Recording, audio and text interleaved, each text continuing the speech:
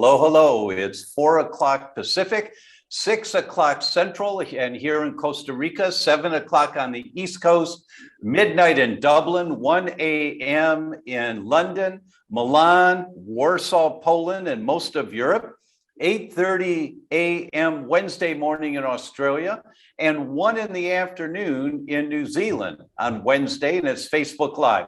Hello, everyone. Glad to see you. Really glad you're here. Thank you so much. Let us know where you're from and what time it is. I always like seeing people coming in from all over the world. It just thrills me to know that we're reaching so many people. And tonight, I'm really excited to be with my good friend, my dear friend, Jeffrey Smith, who is the founder and the executive director of the Institute for Responsible Technology. Hello, Jeffrey. Hi, Tom. Great to be here. Yeah, great, great. I'm looking forward to tonight's talk. Tonight's talk is excuse me, WTF. It's like, what? When I heard about this, I said, I think my response was, what can we do? What can we do? So this is a startling subject that I believe we all need to do this much to help. We don't have to become a zealot and be on the front lines with pickets or anything like that. But if we all help a little bit, I do believe that we can make a change. So Jeffrey has brought this to my attention and to the attention of the world. That's the goal here that he has. And we're going to talk all about that tonight. But first, a shout out to the Benson family. Gracie, little Gracie, I believe, Gracie, you got to tell me if I've got this right, 11 years old now. And Mom Quincy and the Benson family in Iowa, they watch every week, and little Gracie is sitting at the kitchen table, just staring into the computer, just taking it all in. Gracie, one day we're going to work together, you and I and Jeffrey, in one way or another, and change the world. So welcome, thanks, glad you're here. And I'll say hello to everybody as during the short course of this hour together. But let's start with Jeffrey. Jeffrey, so the announcement I sent out was one that said about CRISPR and about this technology. So most of us have heard the word CRISPR, maybe in some movie or something with some scary mad scientists. What is CRISPR? Let's just start there. Well, CRISPR is a technique to create GMOs, genetically modified organisms. And it can work on humans, it can work on animals, plants, and microbes. What happens is there's two components at least to CRISPR. And one component is a molecular scissors designed to cut the DNA. The other is a guide which tells the scissors where to cut. So the guide looks for a particular sequence along the DNA, and when it finds it, the scissors then makes a cut. Once the cut occurs, the cellular repair mechanism will rejoin the two sides of the genome.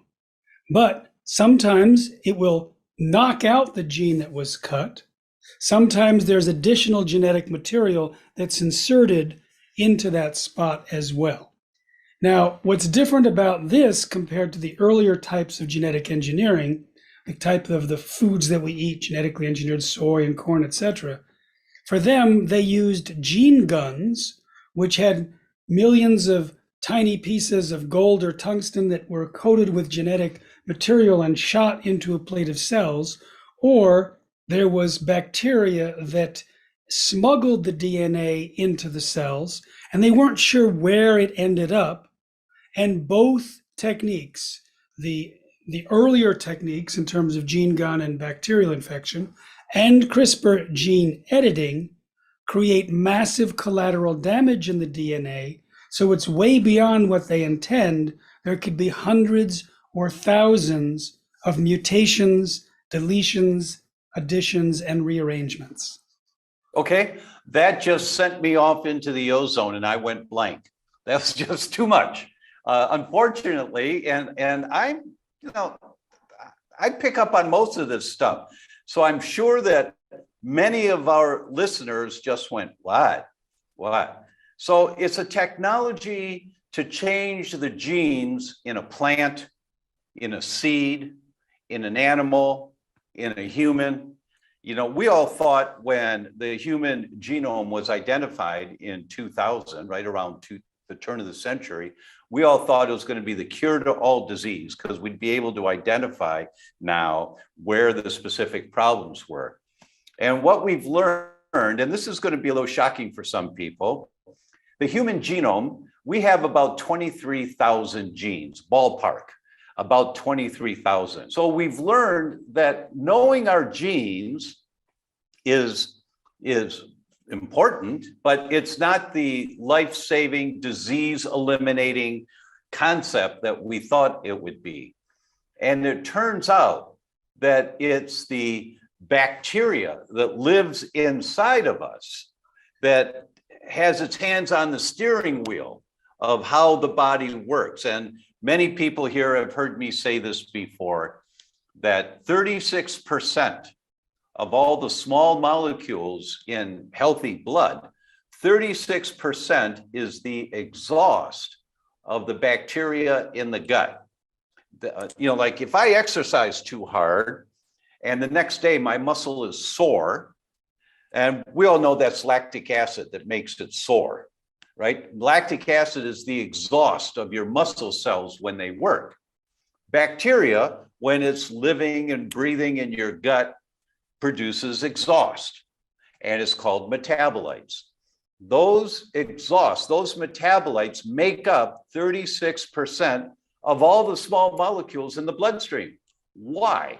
It's because they're the messengers with the hands on the steering wheel telling your genes to turn on, turn off, how much to turn on, ramp them up, the genes of inflammation, or calm down the genes of inflammation. All of that occurs not because of the genes we've got, but how the genes, and the geek term is modulated. So that's how our bodies work in general. That's how the genetic guidance system works. It's not the genes we've got. Because you've got the Alzheimer's gene does not mean you're getting Alzheimer's.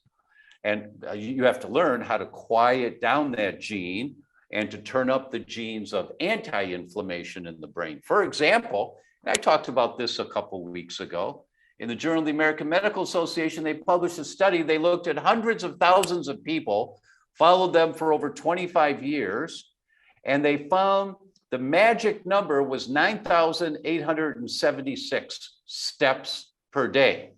If you walk 9,876 or 10,000 steps a day, your risk of developing dementia goes way, way, way down, irrespective of what genes you've got. It doesn't matter. That kind of exercise makes a huge difference. So it's how our genes are regulated, hands on the steering wheel, how our genes are regulated that determines which genes get turned up and which genes get calmed down. But this new technology that Jeffrey is talking about, this new technology overrides all of that, if I can use that term. Jeffrey, would you agree that that's a term that this new technology would override the way our bodies would normally function? Override, hijack, take over. Yeah. Yeah.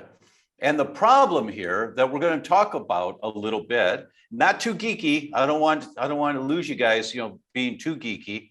But the problem we're going to talk about is that if you got, I think I've got this right. If you've got a couple $1,000, you can buy a CRISPR machine and you can change the DNA structure of whatever you're working with. That's right. Meaning any plant, any tomato, anything, you can change the DNA structure with it. So it's not being regulated. And am I correct, Jeffrey, that that's the big concern, is that there's no regulation for this new world of science that's become available to anyone in their basement? That's true. It's not properly regulated in most countries. And that's one of the main problems or recipes for disaster. Another one is that when you release a GMO into the environment, a tomato, a pig, strains of bacteria, you can't recall them. They can reproduce and become a permanent part of the gene pool. The next problem is that the technology is prone to accidents. So you may try to do one thing and you may get 10 things you weren't planning on. And then the last piece of the recipe for disaster is just how cheap it is. That it is $2,000 and we basically have given the keys to the kingdoms to anyone with a few bucks. It'll be used in all the high school science classes. You can buy it at home. So that means that we're giving the ability to change the nature of nature to anyone who wants to with this new technology. And there's no government regulations, there's no scientific body to oversee this, to make sure it's used properly. You know, like with nuclear generation, nuclear material, there's a lot of regulations, and I don't know, that's not my area of expertise, but I know that somebody can't order a piece of equipment to make nuclear material on Amazon. You can't do that. But this, right now, you can.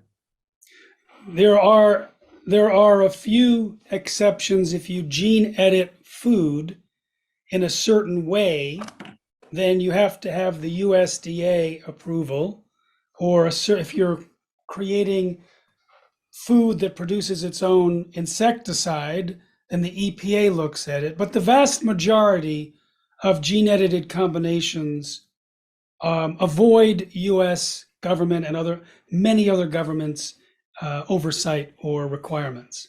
Got it. So as you have questions, send them in. We'll take a look. And let me just give a couple of shout outs here. We've got Susanna says, hello from Toronto. Thank you for everything, what you do for us. Thank you, Susanna. It's very kind of you. Tess Rooney says, yes, a big thank you to Dr. Tom from Connecticut. Been following you for years. Thank you. And we have the list of questions coming in. Ann has put them on a private sheet, so you can send us your questions and we'll get them on that sheet. Wendy's in Southern California. Cynthia says, grateful to be here for all this knowledge. Thank you. It blows your mind. The subject blows my mind. Mine too. Virginia is here from Corpus Christi. Mary's in Tacoma. Jane's in England just after midnight. Thank you, Jane, for staying up for this. My goal here, everyone, in doing this today, this particular topic, because this is not a happy topic, but this is one of those topics that I believe we all have to do a little bit. My basic philosophy is, some of you know, when I sign books, it's always the same. Hi, what's your name? Kathy. Hi, Kathy. And I write, Kathy, base hits, win the ball game. Tom O'Brien. It's all the little things you do that will make the difference collectively. And in this topic that is completely unregulated and can completely alter nature in a short period of time, it's not a Hollywood imaginary movie. I mean, this could really happen. We all need to do this much. And we're going to talk about what that means. Now, the first thing it meant for me when I first heard about this, I said, Jeffrey, I'm in, man. How can I help? And so this session here tonight is one aspect of that.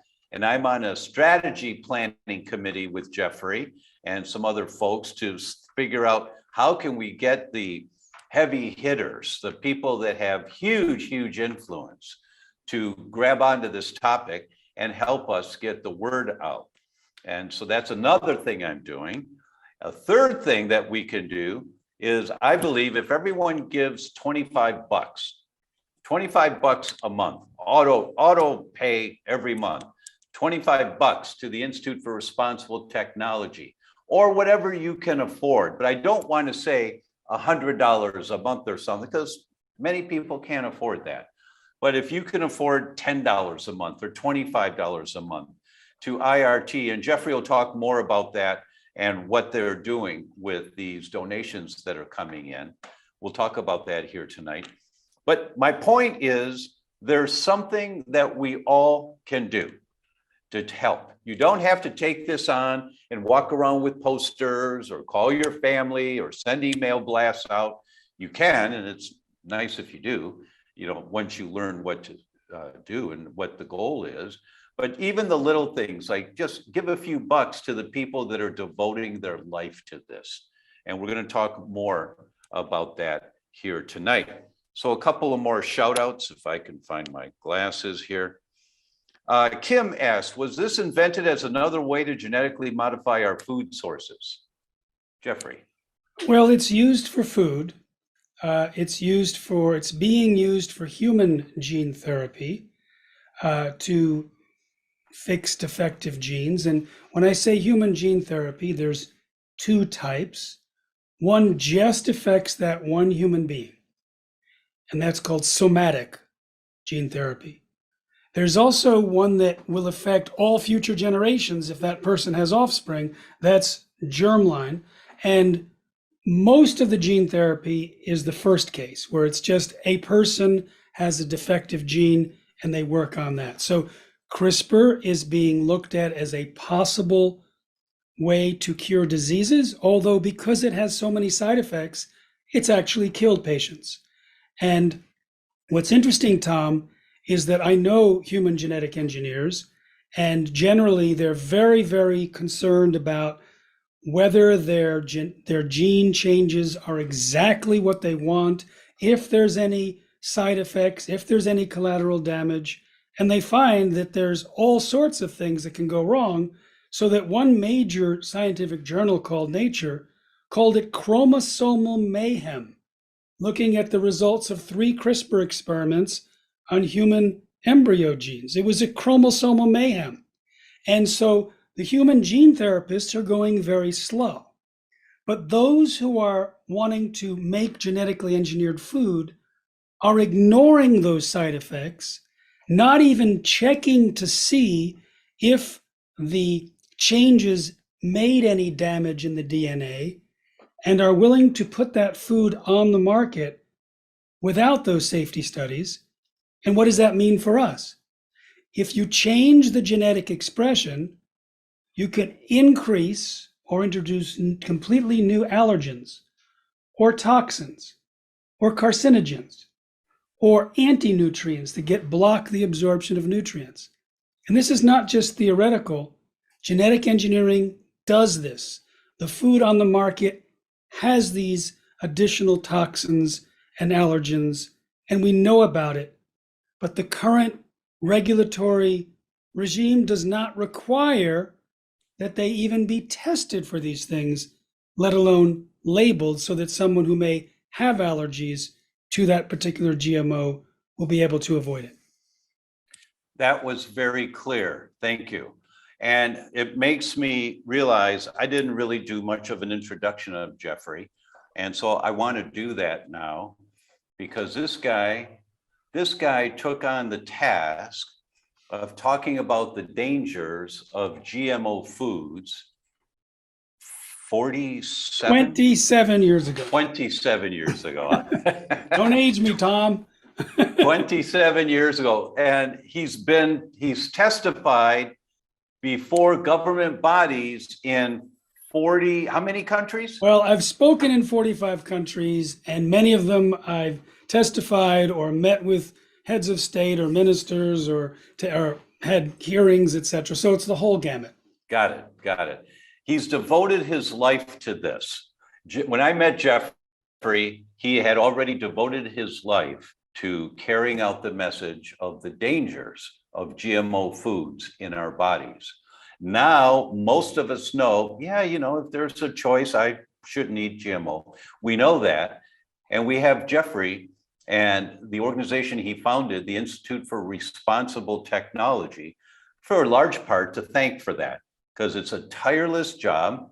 He's not given a salary by any major international corporation to do this. They have tried to fight him every step of the way that they can. But he is so clear in the science. Jeffrey is one of the two people that I have for years just did an auto pay every month off my credit card. I never even look at it because I just want to support this guy because he's doing, excuse me, God's work in this world of protecting our food supply. And he's been doing this for a couple of decades now, many years. Now he's realized about this whole danger to the food chain, which could possibly wipe out our food chain. Now, Jeffrey, can you talk about that for a minute? Talk about the potential dangers that can occur from unregulated. It's not that we're going to stop this science. You can't stop it, but it certainly can be regulated so that not anyone can order the equipment on Amazon to do this. So let's talk about where some of your primary concerns are. As soon as we introduced gene editing and made it so cheap and so easy and so unregulated, there's the concern that eventually, if we don't stop regulate it, we could replace nature, where we could have tens of thousands of organisms introduced with different genetics, then have developed over time, and these changes could create all sorts of problems. So that's a bigger picture, but there's an urgent picture of something happening right now. What is the most dangerous organism to engineer? The answer is it's a class of organisms, microorganisms. Microorganisms, as you said, Tom, they have a major part to do with our health and our body. We have less genes than earthworms because we can use the 3.5 million genes of the microbiome inside us because we've outsourced up to 90% of our metabolic and chemical reactions to the microbiome. Now, what's interesting is that when you genetically engineer an elephant, in order for it to spread, that elephant needs to give birth to baby elephants, and then in many years, that elephant will give birth to other elephants. When you genetically engineer bacteria, you can end up with trillions of them very quickly. But it doesn't stop there. They can spread. We didn't need a pandemic to know that microbes can spread around the world, and they can mutate. But the most serious issue is that when bacteria meet each other, they have swap meets. They exchange genes.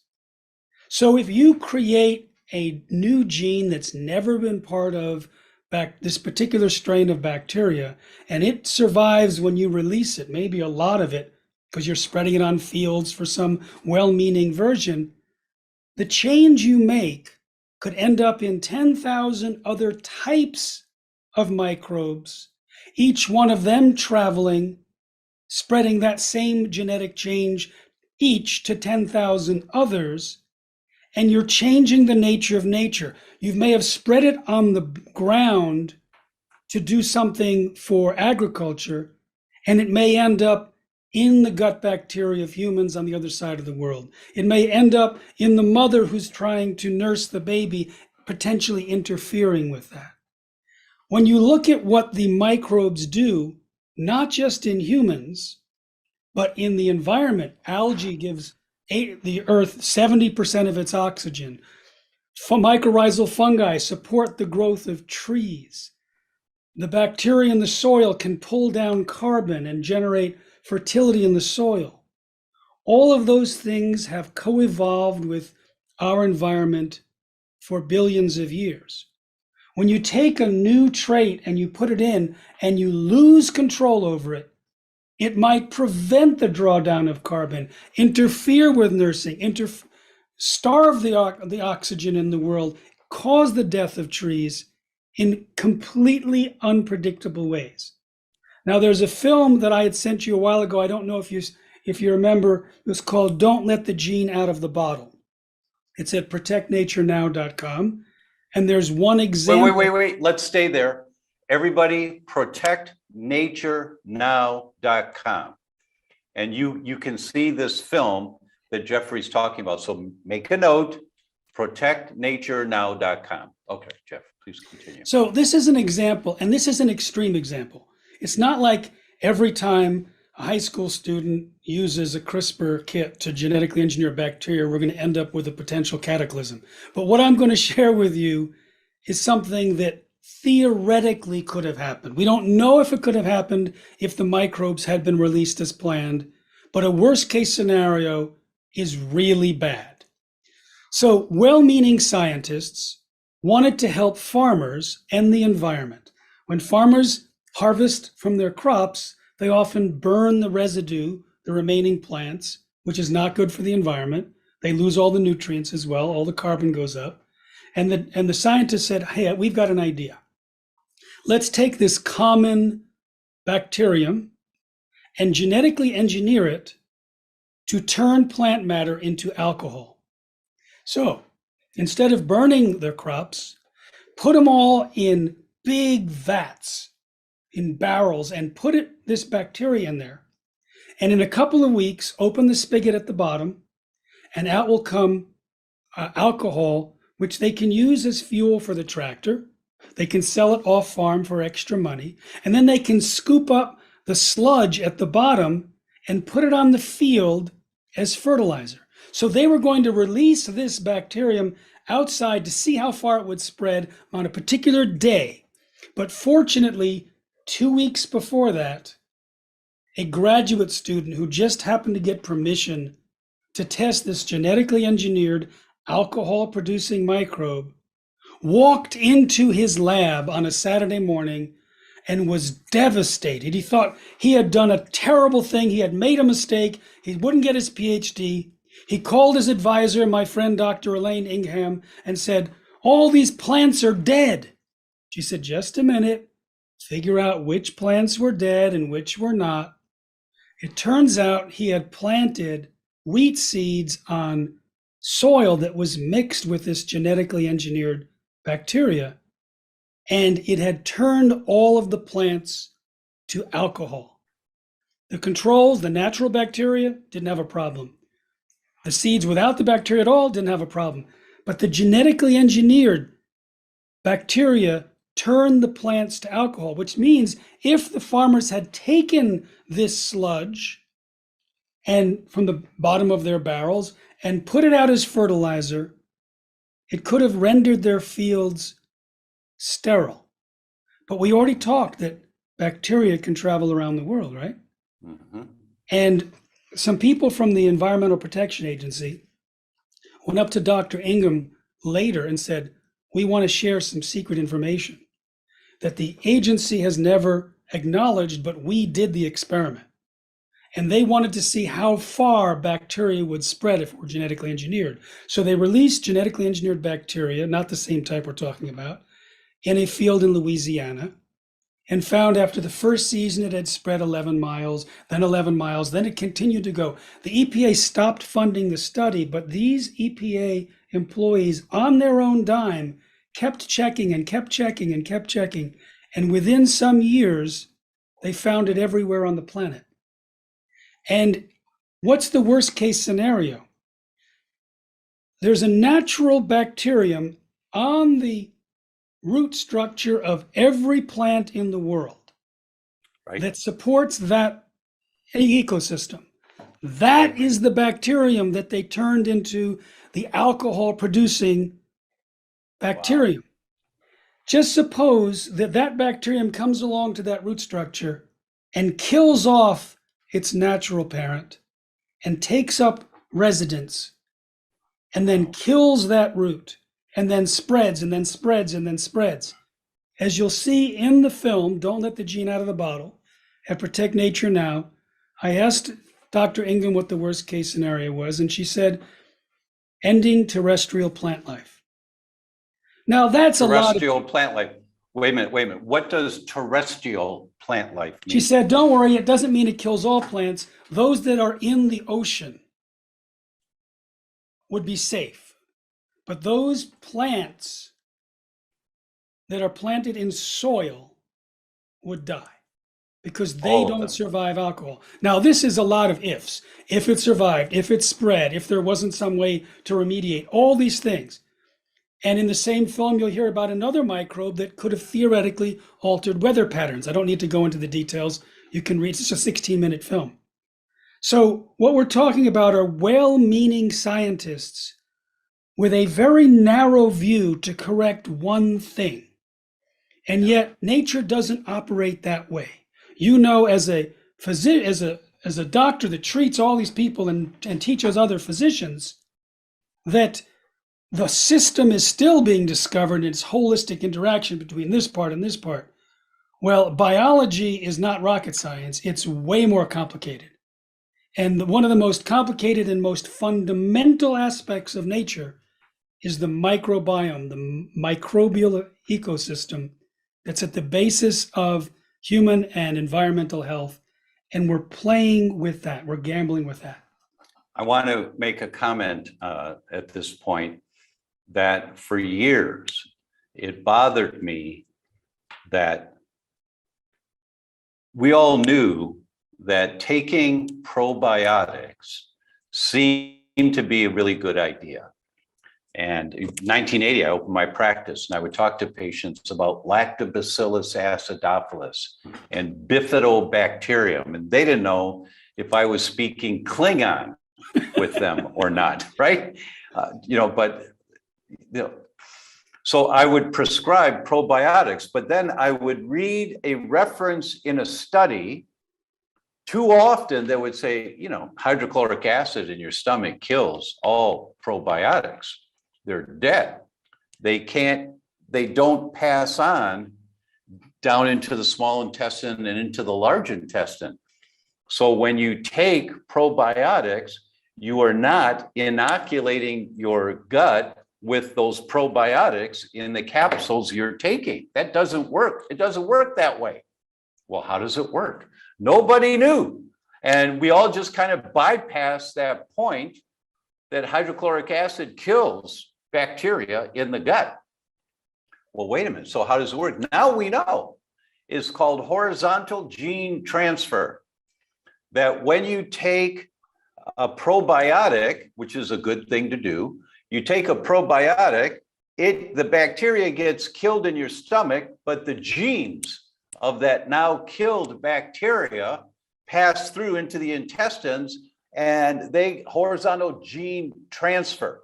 They go right into the bacteria that is in your gut.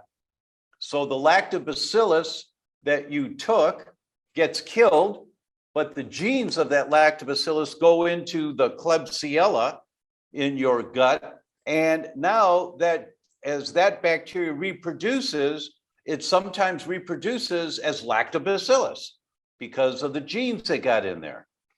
So that is an example of a healthy way of gene transfer that has helped kids with acne and people with gut problems and leaky gut and so many, many different conditions get helped by taking probiotics.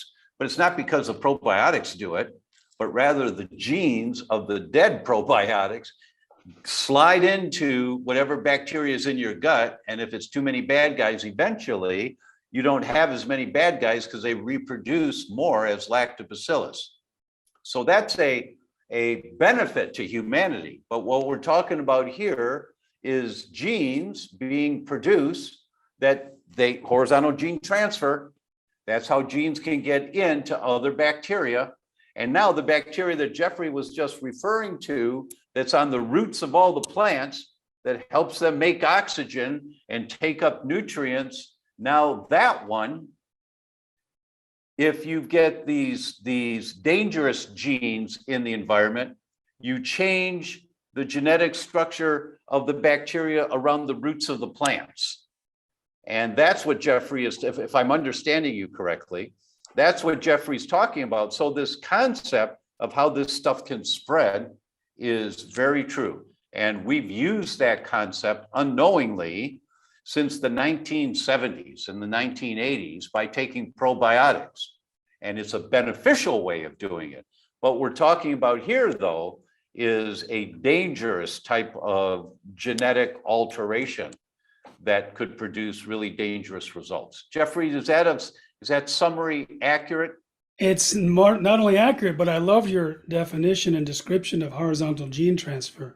And what's interesting is that bacteria genes can end up in algae and in fungi and plants.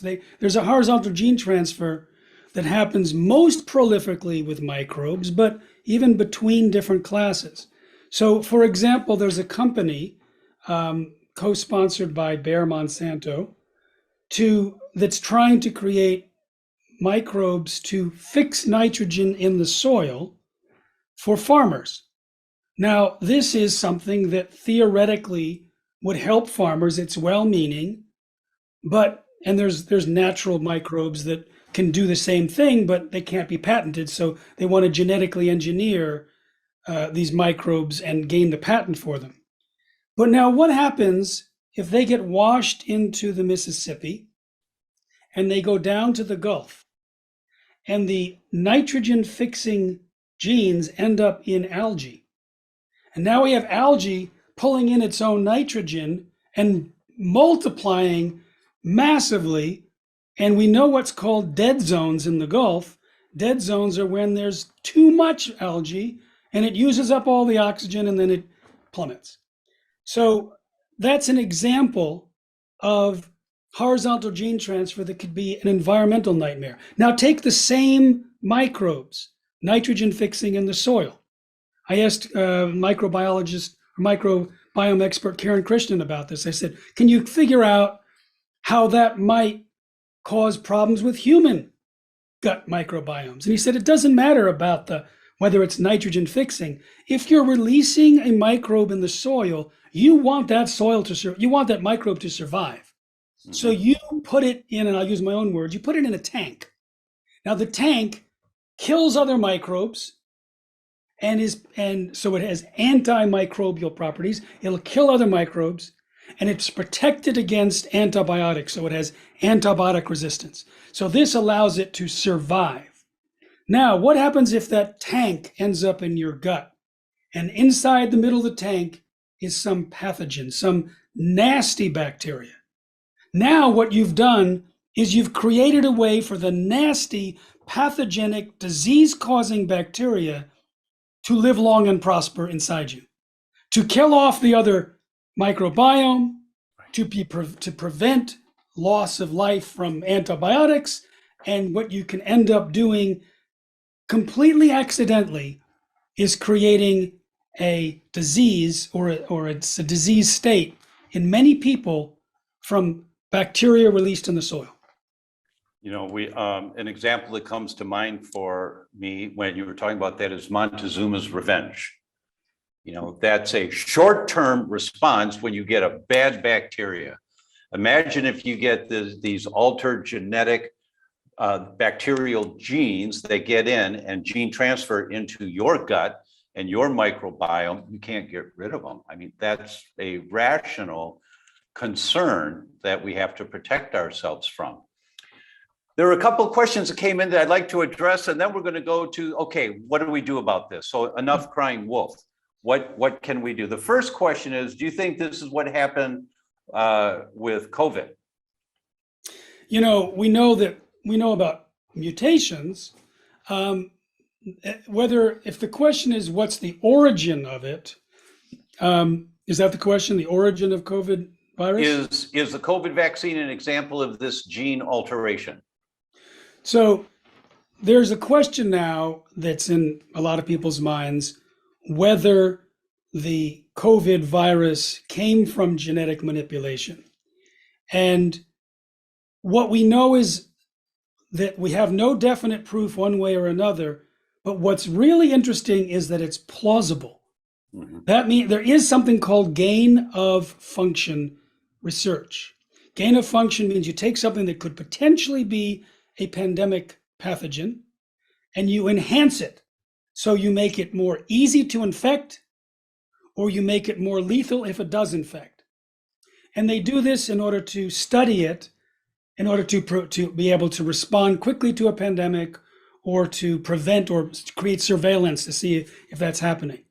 And there's a lot of scientists that are freaked out about it by saying there's no justification for this because you're creating pandemic pathogens inside boxes, and there's been over 1,000 mistakes and accidents in laboratories, even the most secure laboratories in the world. So there's no justification because there's no real security. So there's a lot of people calling now for the end of gain of function research, irrespective of whether COVID was one of those. And I'm one of those too. I think gain of function is not justified, and there's ways to do other research that's not as risky at all to get the same results. Mm-hmm. But what I want to point out is all these people are saying we need to stop gain of function. And gain of function is looking at known pathogens and genetically engineering them. What we just gave was an example of a common, everyday, run-of-the-mill bacterium. And genetically engineering that could have created something that was far worse than the pandemic. So my response is that all of those that are now realizing the dangers of these pathogens being enhanced should widen their demands to say, we need to stop releasing any genetically engineered microbes into the environment at all, ever. And anytime we use them indoors or study them, it should be very carefully secured with monitoring so that we're protecting all living beings and all future generations. And that's one of the messages that we're trying to get out into the world. That is one of the basic messages that Jeffrey and the Institute for Responsible Technology is wanting to spearhead, to have government agencies all over the world put some regulation on this so that we're more protected. You can't stop it. You can't stop the science from going forward, but we need more guidance. We need more safety measures because the whoopsies can have permanent, devastating effects. Next question comes from Kim. Was this invented as another way to genetically modify our food sources? Yes, and it is, in fact, one of the ways, and I'll give you an example here. There's a system of using CRISPR to knock out genes, meaning to cut the gene right in the middle so that when it gets reattached, it doesn't create proteins anymore. That's what genes do, they create proteins. And so they took mushrooms and they knocked out a gene that normally produces a protein that turns the mushrooms brown when they're sliced. So they wanted to be able to sell pre-sliced mushrooms that weren't brown. Now, because the United States government turns a blind eye to gene editing, says, well, it didn't introduce any foreign DNA that was from a bacteria or virus, so the USDA doesn't need to look at it. The FDA doesn't need to ever look at GMOs because the person that created their policy was Monsanto's former attorney, later Monsanto's vice president, then back at the FDA, and Monsanto's the big GMO producer. The EPA didn't have any jurisdiction. So essentially, this mushroom, gene-edited mushroom, was given the green light saying, we have no jurisdiction by the USDA. Years later, research that actually looked at the results of knocking out genes, because a lot of the deep research has not been done on what the actual implications are. They took a bunch of different genes, knocked them out, and then checked to see if it worked. And 1/3 of the time, it didn't work. And some of those, the gene was producing not the normal protein, but a shorter protein, because part of the code for producing was eliminated. So it was producing what they called a truncated protein, like a decapitated protein. And those are known to be potentially toxic or allergenic. Whoa. And no one in the mushroom company checked out to see if their mushroom was producing these truncated proteins. Fortunately, we don't think it was put on the market yet, But that's one example. Here's another one. They genetically engineered cattle to not have horns. They knocked out the gene to produce the horns so they could put cattle into factory farms so they wouldn't hurt each other with their horns. And they said these cows passed with flying colors. And they said this proves that gene editing works and there shouldn't be any regulation. And they started to reproduce these cows in Brazil to make herds. There was a person at the FDA 2-3 years later who had a program to analyze DNA and wanted to see how it worked. And she happened to have the file from the cow's DNA, and she loaded it to see how it worked. And whoa, you guys missed something. Every cell of these cows' bodies has genes from bacteria in them, antibiotic-resistant bacteria. You see, when you cut the gene from CRISPR, and then the cells want to reattach it, they'll grab any DNA in the petri dish that's nearby as kind of patching material, and they grabbed some of the bacteria that was used in the genetic engineering process. So now you have genes in the cow that they didn't realize, and the cow's genes had bacterial genes in them that were antibiotic resistant. Well, and they discovered this only after they were building out a herd in Brazil, ready to introduce these herds. so as everyone can see, this is a complicated topic. And I'm hoping that some of you have interest and want to learn more. Watch this movie. The link is already posted here for you to watch the movie. But I'm hoping that all of you recognize the value in doing a little bit, trying to protect our planet here. And the way you can do a little bit is to support the Institute for Responsible Technology. Jeffrey and his team, they're full-time, 7 days a week mostly. I know Jeffrey very well. He doesn't stop, but they're dedicated to protecting us. They've got no agenda. They don't have any sources of income. They're not making any profits on anything here. They're really trying to save the planet. So Jeffrey, how can they support IRT and this work? Thank you. Well, we've already talked about protectnaturenow.com. So rather than giving you a second email, a second website, you can go there and go to the donate page. And I really love your idea, Tom, of some amount that people can afford each month. And I'll tell you why. Since I've been running this organization for so long, knowing how much is coming next month and the month after and the month after gives us confidence to hire the science writer to support us, to hire the graphic artist, we have a microbiologist on retainer right now. We need to bring in, more social media and whatnot. In fact, we have plans, and let me explain a little bit about what we're going to do pending the money. Is it time for that now? Yeah. We've got about 8 minutes here, so let's do it. So there's what's interesting is, and I think you might find this fascinating. A friend, our microbiologist on staff, on my request, called 5 of his microbiologist friends and said, "What do you think about the potential risks of genetically engineering microbes?" And all of them said, I hadn't thought about it. It was like, what? It's not being discussed. Then I talked to someone, a very prominent microbiologist, who said it's not a big problem. I said, I want to speak to him because I heard from someone else that he was saying it wasn't a problem. So we started talking about it, and he started putting 2 and 2 together and then realized this is really dangerous. And he was against the release of any microbe that was genetically engineered after that. And then we started reaching out to others, and it turns out there are some that are aware of it. One just called it biological dynamite. So what we need to do is to get the science packaged in a way to bring to the decision makers. And not only to the decision makers, the lawmakers around the world for international treaties and domestic laws for governments and state laws and whatnot, But sometimes laws will not get done unless it's a general education where there's a movement in the world demanding it. So part of our resources are going to go to getting information to the lawmakers and politicians. Part of ours is going to go to getting it out to the general public.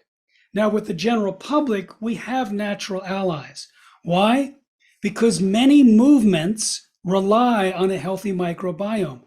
The whole healthcare industry, human health relies on a healthy microbiome. So the strategy meeting that I'm doing with Tom is with those organizations.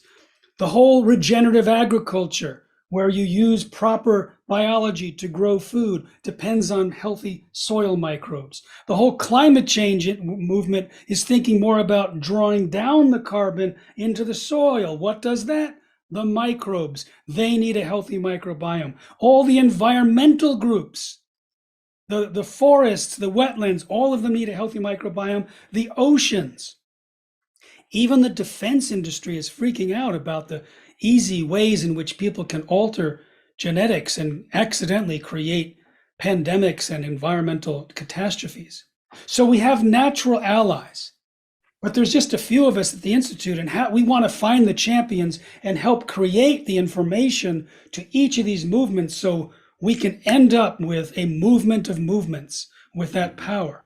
Now, there is a window of opportunity in the next 2 months because the Biden administration did a executive order to promote biotechnology, and many of the cabinet members and heads of departments around in Washington are now creating reports of recommendations that are due in the White House in about 2 months.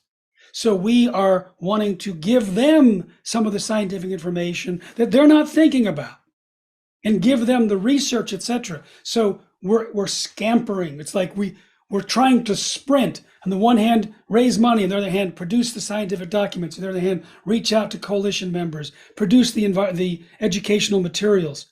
And all of that requires people. And we don't have enough people because we don't have enough money.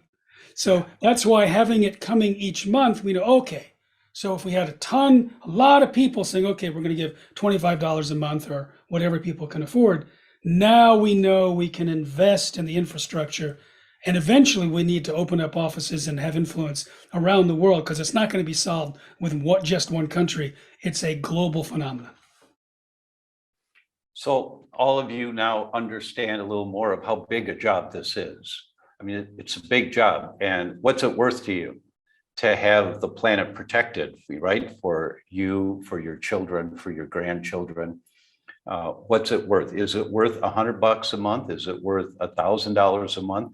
Some people have a lot of resources, and they allocate where they feel good after they've put their money there. I've known Jeffrey for many, many years. This guy's the real deal. He doesn't have really fancy shoes. I can show you my shoes. right. He's the real deal, and he wouldn't tell you this, but I'm going to tell you because it gives you a sense of him. Jeffrey meditates, and that's how he stays centered. And he has successfully meditated now every day, twice a day, for how many years, Jeffrey? Well, I started in 1975. Yeah. And it allows him to have clear mind, to go forward. He doesn't, I will vouch for this guy. He is not out to make a lot of money here. He's out to save the planet. He's one of the good guys on the planet. So please help however you can, wherever you feel that it's not going to hurt. Or maybe it almost hurts a little bit, so try that for a couple of months and ask for some updates, and then see, oh, this is great. This is, I appreciate what they're doing, so whatever you can afford, please give a little bit. I feel like this is like the children's fund or something, where Red Cross going, to help in other places, but this is for the entire planet. And no one's talking about this, as he said today, the microbiologists haven't even thought about this. And now that whoa, yeah, you're right. This is not okay. This is not okay. We need to regulate this. So however you can help, please do so. You've got the link, it's posted here. Someone commented, said, this is really important information. Will there be a transcript available, or can we see this again? It'll live forever on Facebook.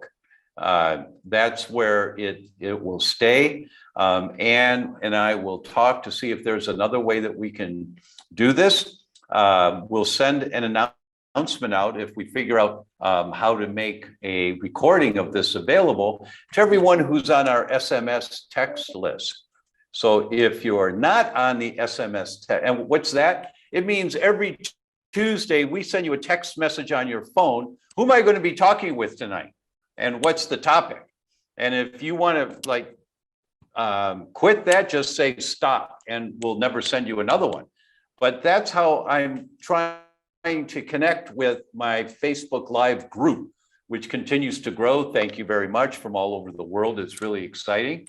But we will see how we can make this available to more than just the Facebook people, because I'm told lots of people are not on Facebook. They're here tonight from Instagram. They're here tonight from Zoom.